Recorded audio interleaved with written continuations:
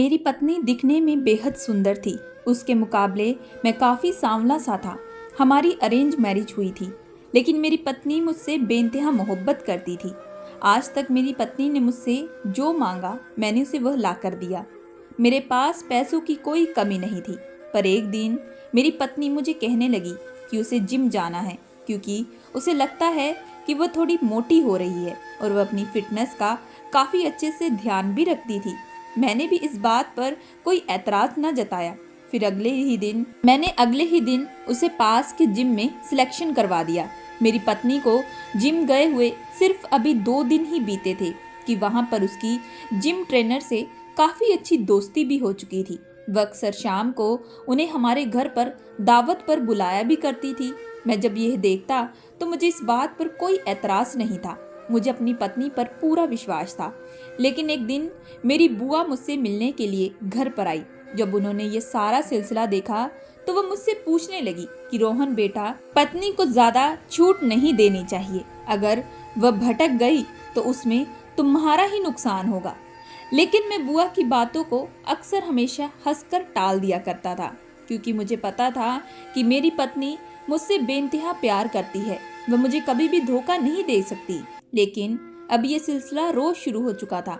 अब वह जिम का ट्रेनर हमारे घर पर रोज आया करता और मेरी पत्नी उसे अपने हाथों से चाय और नाश्ता बनाकर दिया करती थी। जब मैं उनके पास आकर बैठता तो वो दोनों ही चुप हो जाया करते और आपस में इशारों में बात करते। मुझे अब अजीब सा एहसास होने लगा था और बार बार बुआ भी मुझे बार बार समझाया करती थी। मेरे दिमाग में यही सारी बातें चलनी शुरू हो चुकी थी, जिसकी वजह से एक दिन मुझे शक हुआ। मैं घर से ऑफिस निकलने का बहाना किया। उस दिन घर पर कोई भी नहीं था। मेरे पास घर की एक एक्स्ट्रा चाबी पड़ी थी। मैंने देखा कि मेरी पत्नी हॉल में नहीं है। मैं उन दोनों को इधर उधर ढूंढने लगा, लेकिन तभी मुझे ऊपर कमरे से किसी के गाहें भरने की आवाज़ें आने लगी। मैं भागता हुआ उस कमरे के बाहर पहुंचा।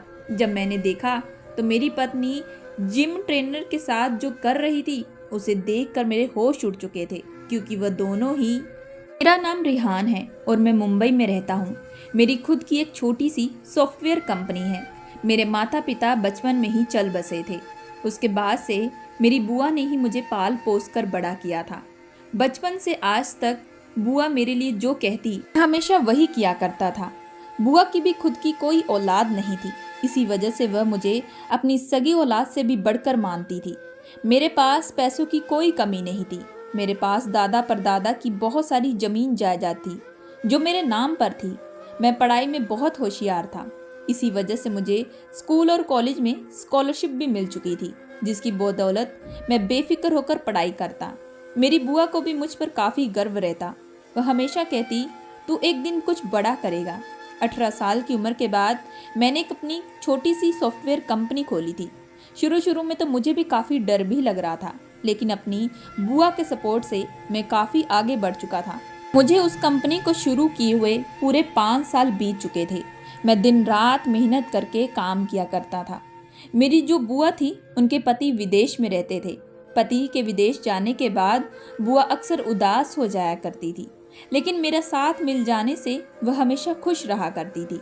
मेरी लाइफ में भी बुआ बहुत ही ज़्यादा इम्पोर्टेंट थी। अगर माँ बाप के जाने के बाद उन्होंने मुझे ना संभाला होता तो आज मैं यह मुकाम न हासिल किया होता। अब मेरी उम्र भी बढ़ती जा रही थी। मैं 25 साल का हो चुका था। मेरी बुआ चाहने लगी कि अब मैं शादी करूं। शुरू में तो अक्सर इस बात पर मैं इनकार कर दिया करता, लेकिन बुआ के कई बार समझाने पर मैं शादी के लिए हाँ कर दी।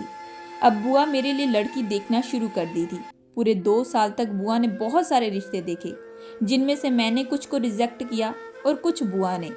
हमें कोई भी हमारे मुताबिक लड़की नहीं मिल रही थी। फिर एक दिन मैं घर में ही ऑफिस का काम कर रहा था। तभी मेरी बुआ आई और मेरे पास कहने लगी, रोहन बेटा, ये लड़की देखी? मैंने कहा कि आखिर हुआ क्या है? कब तक मैं लड़कियों को देखूंगा? हमारे मुताबिक तो आज तक हमें कोई मिलती ही नहीं। तभी मेरी बुआ कहने लगी, प्लीज़ एक बार तुम इस लड़की को देखो। अगर तुम देखोगे तो तुम्हें भी पसंद आएगी। जब मैंने उस लड़की की तस्वीर देखी तो मैं भी उसे देखता रह गया। वाकई वह दिखने में बेहद सुंदर थी। उसकी नशीली आंखें और भी ज़्यादा मनमोहित थी। बुआ भी कहने लगी कि बेटा, मुझे ये लड़की पसंद आई है और ये घर के सारे कामकाज भी कर सकती है। हमें इसे सिखाने की भी जरूरत नहीं पड़ेगी। बुआ की बात सुनकर मैं शर्मा चुका था। तभी बुआ कहने लगी कि अभी से शर्मा रहा है, जल्द ही उस लड़की के साथ रिश्ते की बात करती हूँ। हम इसके परिवार वालों से मिलने के लिए जाएंगे। मुझे भी बुआ की इस बात पर कोई एतराज़ नहीं था। मैं अंदर ही अंदर बहुत ही ज़्यादा खुश था। दूसरे दिन मैं ऑफिस चला गया। मुझे ऑफिस पर जरूरी काम था। तभी मुझे दोपहर तक बुआ की कॉल आई कि रोहन बेटा, आज जल्दी घर वापस आ जाना।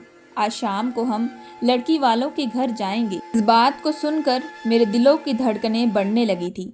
मैं भी तुरंत काम निपटा कर घर वापस चला गया था। उस लड़की का घर हमारे घर से पूरे 1 घंटे की दूरी पर था। मेरे दिल में उसे देखने की बेताबी बहुत ज़्यादा चल रही थी। फिर आखिरकार काफ़ी लंबे सफ़र के बाद हम लोग उस लड़की के घर पहुंचे थे। तभी लड़की के पिता ने हमारा स्वागत किया था। उन्होंने हमें घर के अंदर एक सोफे पर बिठाया और हमारे सामने खाने के लिए बहुत सारी चीज़ें भी लाकर रखी थी।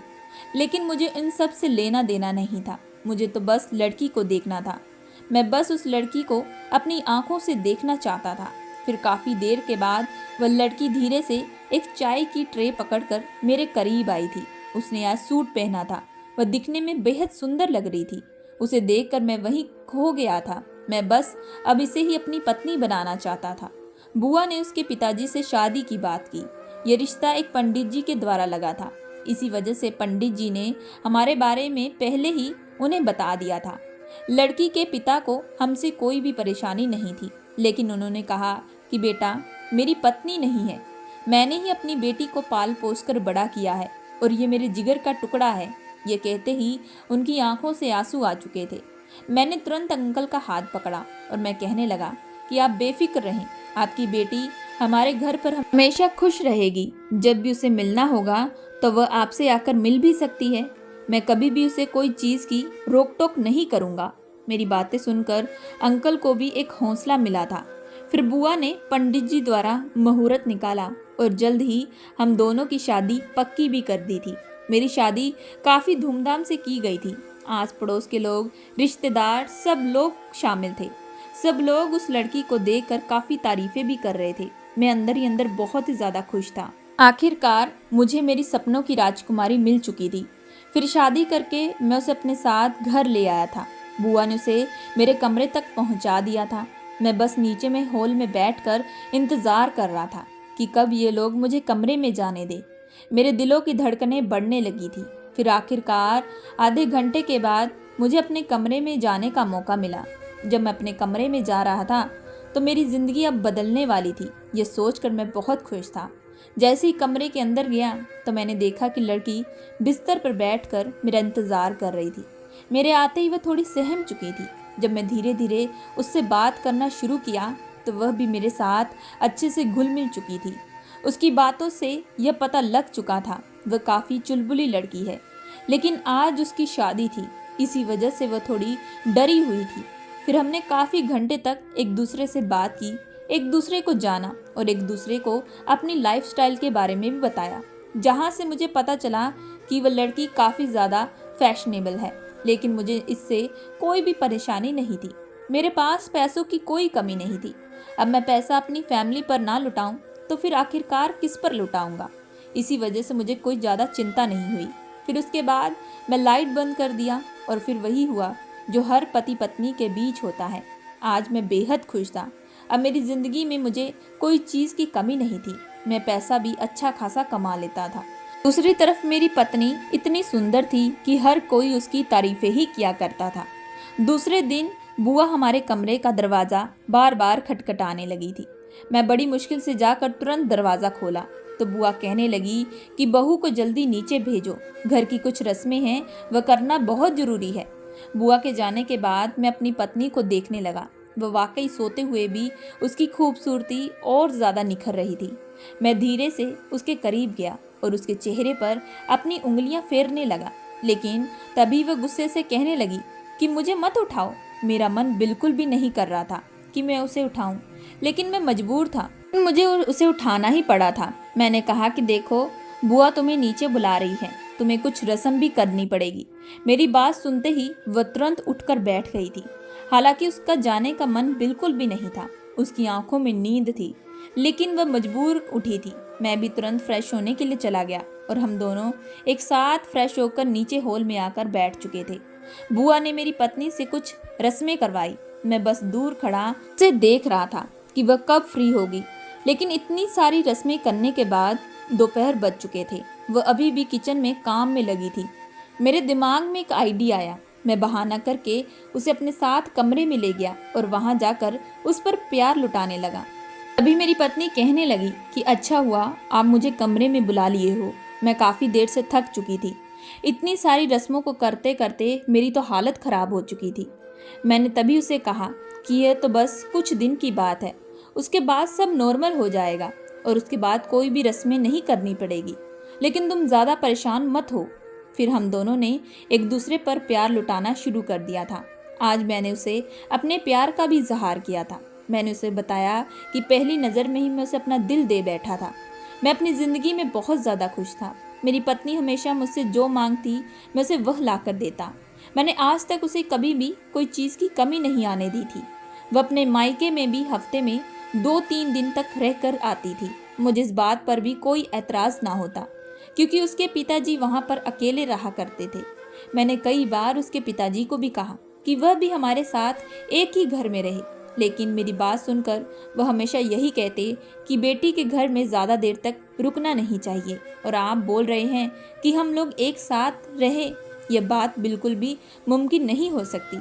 मैंने भी इस बात को ठीक समझा, क्योंकि मैं उसके पिता पर ज़्यादा जोर नहीं डालना चाहता था, क्योंकि वह अपनी जगह ठीक थे। हमें इसी तरीके से ज़िंदगी काट रहा था कि तभी एक दिन मेरी बुआ कहने लगी कि उनके पति वापस आने वाले हैं, इसी वजह से वह कल से अपने घर वापस जाएंगी। बुआ की इस बात को सुनकर मैं खुश भी था तो दूसरी तरफ दुखी भी था, क्योंकि बचपन से ही बुआ के साथ मैं एक ही छत के नीचे रहा करता था। बुआ को भी इस बात का अच्छे से पता चल चुका था कि मैं मायूस हो चुका हूँ, क्योंकि मुझे उनके जाने का गम था। मेरी हालत देखकर बुआ मुझे हिम्मत दिया करती, कहती कि हम बगल में ही तो रहते हैं और हमें एक दूसरे से कोई भी अलग नहीं कर सकता। जब जिसका मन होगा वो उससे मिलने के लिए आ जाए। मैंने भी इस बात पर ज़्यादा उन पर दबाव नहीं डाला, क्योंकि मैं भी चाहता था कि वह भी अपने पति के साथ अपनी ज़िंदगी में खुश रहे। दूसरे दिन से बुआ अपने घर पर चली गई थी। बुआ का घर हमारे घर से कम 15 मिनट की दूरी पर था। मैं अक्सर उनसे मिलने के लिए जाया करता था। अब मैं ऑफिस जाता तो मेरी पत्नी घर संभालती।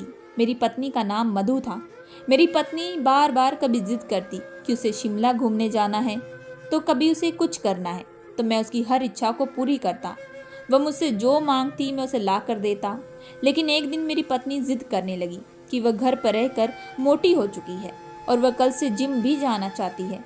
मैंने इस बात पर ज़्यादा कोई एतराज़ नहीं जताया और उसका कल ही पास के ही जिम में उसे ज्वाइनिंग करवा दिया। मेरी पत्नी अब रोज़ जिम जाती, लेकिन मेरी पत्नी को अब जिम गए हुए सिर्फ 1 हफ्ता ही बीता था कि वह मुझे कहने लगी कि उसके जो जिम ट्रेनर हैं वह काफ़ी अच्छे हैं, मैं बस उन्हें घर पर चाय पर बुलाना चाहती हूँ। मुझे इस बात पर कोई एतराज़ नहीं था। पत्नी दूसरे दिन जिम ट्रेनर को घर पर ले आई और उसे चाय नाश्ता देने लगी। जिम ट्रेनर दिखने में काफ़ी ज़्यादा हैंडसम भी था। एक दिन बुआ मुझसे मिलने के लिए घर पर आई और जिम ट्रेनर के बारे में पूछने लगी। मैंने उन्हें सारी बात बताई।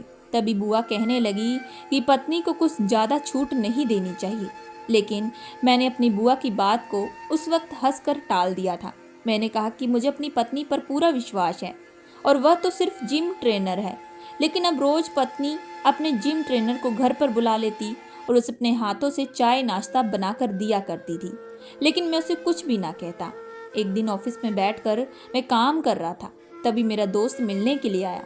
वह कहने लगा, कल तेरी पत्नी को मैंने एक मॉल में देखा था, वह किसी आदमी के साथ थी। मुझे लगा कि शायद उसका भाई होगा, इसी वजह से मैं भाभी के पास मिलने नहीं गया। दोस्त की बात सुनकर मैं हैरान रह चुका था, क्योंकि मेरी पत्नी का कोई भी भाई नहीं था। मुझे शक हुआ कहीं वह जिम ट्रेनर के साथ तो नहीं घूम रही। मैं घर आकर अपनी पत्नी से जानने की कोशिश करने लगा कि कल वह घर पर क्या कर रही थी, तो कहने लगी जिम करने के बाद वह घर वापस आ चुकी थी। मुझे इतना पता था कि मेरा दोस्त मुझसे झूठ नहीं बोल सकता। वह मेरा जिगरी दोस्त था, बचपन का दोस्त था। मुझे अपनी पत्नी पर शक होने लगा। एक दिन मैंने अपनी पत्नी को कह दिया कि वह अपने जिम ट्रेनर को आखिर घर में क्यों बुलाती है। इतना भी हमें किसी को घर में आने की अनुमति नहीं देनी चाहिए। इस बात पर पत्नी गुस्सा हो चुकी थी। वह कहने लगी वह काफ़ी अच्छे घुल मिल चुके हैं और उसकी काफ़ी अच्छी दोस्ती भी बन चुकी है। और तभी वह कहने लगी, क्या आप मुझ पर शक कर रहे हैं? और यह कहते ही वह फूट फूट कर रोने लगी थी। अपनी पत्नी की आंखों से आंसू देखकर मुझे शर्मिंदगी का एहसास होने लगा था। मैंने सोचा कि शायद मैं ही कुछ ज़्यादा सोच रहा हूँ, लेकिन जब भी मैं उन दोनों के बीच बैठता तो वो दोनों आंखों से इशारा करने लगते। मुझे बार बार दाल में कुछ काला नजर आता। बेशक मैं जी नहीं पा रहा था। मैंने एक दिन बुआ को सारी बात बताई। बुआ ने कहा, अगर ऐसी बात है तो कल ऑफिस जाने का बहाना कर और वापस घर आकर देख कि तेरे पीठ पीछे क्या होता है। मैं बुआ के कहने पर वही किया। घर से निकला और वापस कुछ ही देर बाद घर की पिछली खिड़की से घर के अंदर आ गया तो मैंने देखा कि दोनों ही हॉल में मौजूद नहीं थे। बस डाइनिंग टेबल पर 2 चाय के कप खाली पड़े हुए थे। लेकिन तभी मुझे मेरे कमरे से किसी की हंसने की आवाज़ें आने लगी। मैं धीरे धीरे कदम बढ़ाते हुए अपने कमरे की तरफ बढ़ा। जब मैंने खिड़की से झांक कर देखा तो मेरे होश उड़ चुके थे। मेरी पत्नी जिम ट्रेनर की बाहों में थी और वह कहती, मेरा पति मुझसे बहुत प्यार करता है, वह कभी भी मुझ पर शक नहीं करेगा और इसी तरह हम अपनी ज़िंदगी काटेंगे। तभी जिम ट्रेनर कहने लगा, लेकिन मैं तुमसे शादी करना चाहता हूँ, मैं तुमसे बहुत प्यार करता हूँ। अगर तुम्हारे पति को सच पता चल गया तो तब तुम क्या करोगी? क्या मुझे तुम छोड़ दोगी? तभी मेरी पत्नी हंस हंस कर कहने लगी, अरे नहीं नहीं, मैं तुम्हें बिल्कुल भी नहीं छोड़ूंगी, बल्कि अपने पति को छोड़ दूंगी। अगर वह मुझे डिवोर्स नहीं देगा तो उसे रास्ते से भी हटाना पड़ेगा। मेरे पास अच्छा खासा रास्ता है, हम जानबूझकर उसका एक्सीडेंट करवा देंगे ताकि किसी को भी हम पर शक नहीं होगा। और कुछ वक्त बीतने के बाद उसकी सारी प्रॉपर्टी मेरे नाम हो जाएगी और बाद में मैं तुमसे शादी कर लूँगी। यह बात करते ही दोनों खुशी से झूम उठे थे। मैं उन दोनों की सारी बातें फ़ोन में रिकॉर्ड कर लिया। दूसरी तरफ बुआ को भी मैंने मौका पाकर घर बुला लिया। जब उन दोनों के सामने हम खड़े हुए तो वह हमें देखकर चौंक गए। मेरी बुआ तो गुस्से में मेरी पत्नी पर हाथ उठाने वाली थी। मैंने बड़ी मुश्किल से बुआ को रोका। मेरी आंखों से आंसू गिर रहे थे। मैं ज़िंदगी में पहली बार किसी के लिए रोया था। मैंने कहा, मधु, मैं तुमसे इतना प्यार करता था, तुम्हारी हर चीज़ को मानता, तुम जैसा कहती वैसा करता, तुम्हें जो चीज़ चाहिए होती ला कर देता। आज तक मैं तुम्हें कभी भी किसी चीज़ की कमी नहीं आने दिया, लेकिन तुमने तो मेरी पीठ पीछे यह खेल खेला। यह देखकर मैं काफ़ी दुखी हुआ हूँ। अब मैं तुम्हारे साथ एक और पल नहीं रह सकता। तुम चिंता मत करना। तुमने मेरे लिए जो षड्यंत्र रचा है, मैं वह पुलिस में कंप्लेंट बिल्कुल भी नहीं करूँगा। मैं बस तुम्हें हमेशा के लिए छोड़ दूंगा। तुम शादीशुदा होते हुए भी तुम किसी और की बाहों में हो। तुमने एक बार भी मेरे बारे में नहीं सोचा। मेरे मन में जो आ रहा था मैं गुस्से से बोलता जा रहा था, क्योंकि आज मेरे सब्र का बांध टूट चुका था। आज मेरा विश्वास टूट चुका था। आज मेरी शादी टूट चुकी थी। तभी बुआ ने भी उन दोनों का हाथ पकड़ उसे घर से निकाल दिया। वह काफ़ी गिड़गिड़ा कर माफ़ी भी मांग रही थी, लेकिन अब मेरे पास कोई रास्ता नहीं बचा था। बुआ ने तुरंत उसके पिता को फ़ोन करके सारी सच्चाई भी बता दी और वह सारी वीडियो भी भेज दी। उसके पिता भी यह सब देखकर हैरान रह चुके थे। वह मुझसे माफ़ी मांगने लगे। उस वक्त मैं काफ़ी टूट चुका था। जिंदगी में दूसरी बार फिर से बुआ ने ही मुझे संभाला था। उन्होंने मेरी हिम्मत बढ़ाई। उन्होंने मुझे बार बार कहा कि मेरी ही गलती है, मैंने उस लड़की को तुम्हारे लिए चुना, वह लड़की तुम्हारे लिए बेहतर नहीं है। मुझे इतना बड़ा धोखा लगा था। मैंने दूसरे दिन ही डिवोर्स के पेपर घर भिजा दिए और उससे अपना रिश्ता ख़त्म कर लिया। बुआ मुझे अपने साथ घर ले आई। मुझे काफ़ी महीने लगे ठीक होने में। बुआ मेरा बहुत ध्यान रखती, मेरी हिम्मत बढ़ाती। पूरे 2 साल बाद बुआ ने मेरी शादी एक गरीब लड़की से कर दी, लेकिन वह मुझसे बेइंतहा प्यार करती थी। हालांकि मैंने कभी उससे प्यार का इजहार न किया। वह हमेशा मेरी खातिरदारी करती, मुझे कभी कोई चीज़ की कमी ना आने देती। मैं हमेशा सोचता कि मधु ने जो किया वो बहुत गलत था। अगर वह सही ढंग से रहती तो आज हम लोग एक साथ रहते। चलो, जो हुआ अच्छे के लिए होता है। वक्त रहते ही मुझे मधु की सच्चाई पता चल चुकी थी। अगर मुझे बाद में पता चलती तो शायद मेरे साथ भी वह बुरा कर सकती थी।